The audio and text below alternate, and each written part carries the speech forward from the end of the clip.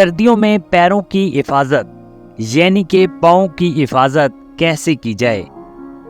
नाजरीन, हमारे सारे जिस्म का बोझ पैर ही तो उठाते हैं। जब आपको थकन का एहसास हो तो फ्रेश होने के लिए मसाज करवाना लाजिम है।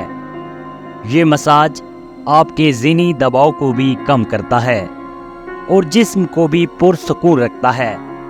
सर्दियों में पैरों की हिफाजत के लिए ज़रूरी है कि आप एक टब में गर्म पानी लें और इसमें शैम्पू डालकर अपने पाँव इसमें कुछ देर तक डुबो कर रखें और फिर किसी पत्थर से पाँव की एड़ियों को रगड़ें, जिससे पाँव की थकावट दूर हो जाएगी और थकन का एहसास भी न होगा।